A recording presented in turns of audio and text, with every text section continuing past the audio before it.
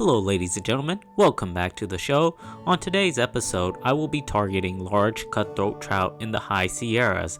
I've been getting a lot of questions in regard to how to target these large Lahontan cutthroat trout from these weedy high Sierras lakes. In my opinion, because of the fall, I find that reaction fishing is the best way to target these large trout, especially when these lakes are full of bait. Whenever I'm targeting trophy trout or larger trout, I will always fish a fluorocarbon to braid combo, and I will fish my lure on the Silent Snap Swivel by Cultiva. The reason being is because I want to make a minimal amount of noise in the water as possible. The lure of choice today I'm using is a small squarebill, the Yuzuri El Minnow.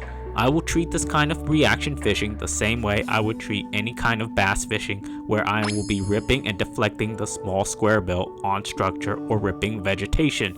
I will be fishing this technique on a longer ultralight spinning rod with a reel, a 2000 size spinning reel loaded with 10-pound PE line by Verivis, and I will have a 4-pound fluorocarbon leader tied with an Alberto knot. It is absolutely critical to fish a braid to leader combo for this technique to work effectively. I will also be wearing a bear bell for bear deterrence this time of year, particularly because in the high Sierras, many bears will be encountered, and I don't want to startle any while I'm walking around the lake without having to resort to lethal measure. One thing I want to mention is as this channel grows, a lot of new subscribers and viewers alike will want to know why I don't like to target bigger trout or trophy fish in general. I particularly find trophy fishing to be a waste of time in my personal opinion. I am as pleased to catch a 5-inch trout from a small stream or river as I am pleased to catch a 10-pound planter trout from a reservoir.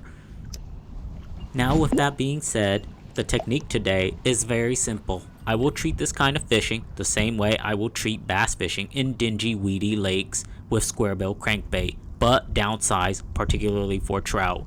The reason I do this is because this time of year, these lakes will be chocked full of bait fish, and trying to finesse fish is extremely difficult.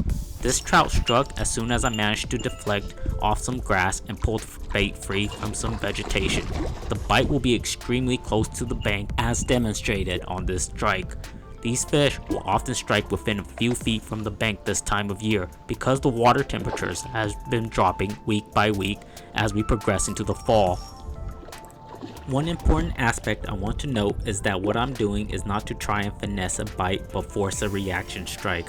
By deflecting this crankbait off the vegetations and rock, I'm able to draw a core response territorial strike from these much larger trout.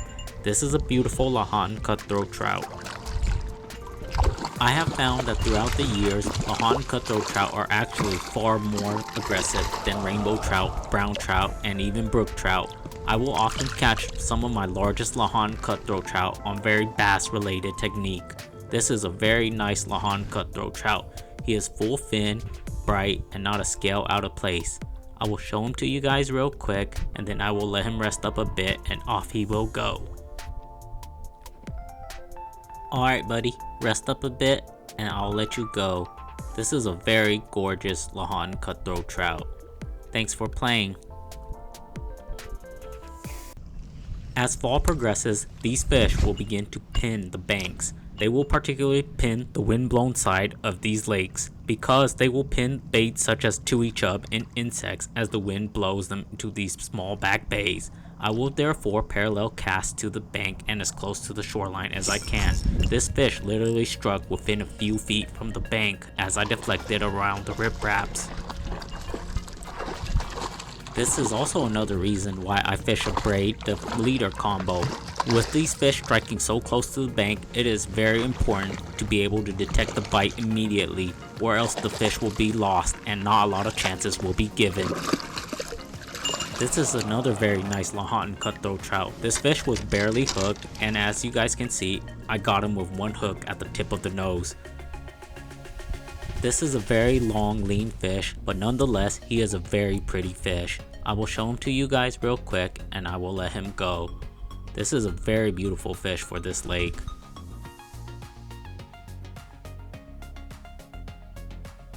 Thanks for playing, buddy.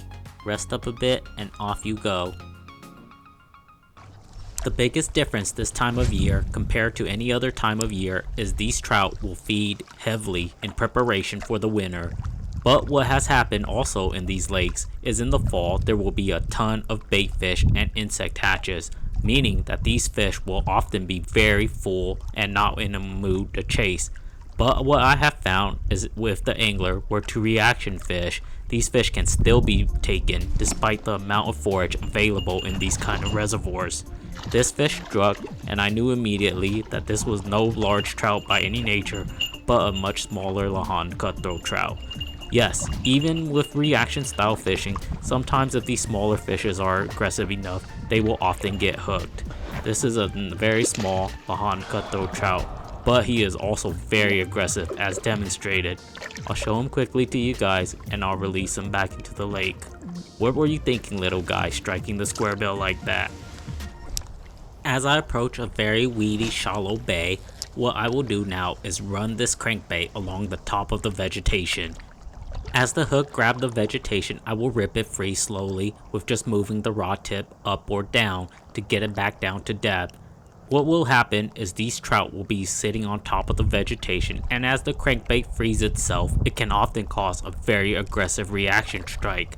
And if I were to get a follower, I will not panic. If the fish is not hooked, I will fire it out and repeat the process again. Again, I saw a very large fish tailing the crankbait this time. I will fire it out again and I will skim the top of the vegetation once more. Once I hook the vegetation, all I will do is just lift the rod tip up slightly to free the bait from the vegetation. What this will do is cause the fish, if it were nearby, to start following and trailing the bait again.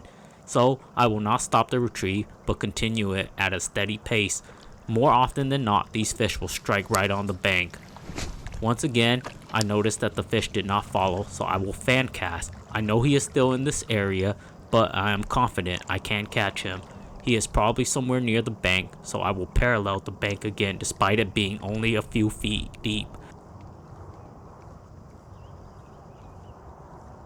As soon as the crankbait deflected on this rock near the bank, the fish struck immediately. This is a great example of why you should not stop the retrieve despite the lure getting very close to the bank. This time of year in the fall, as we progress closer and closer into mid-fall, these fish will literally be caught within a few feet from the bank, so therefore a lot of anglers should be focusing their effort nearer to the bank rather than bombing the bait all the way out to the middle of the lake. This is another very large fat Lahontan cutthroat trout. This is a very nice fish for this lake.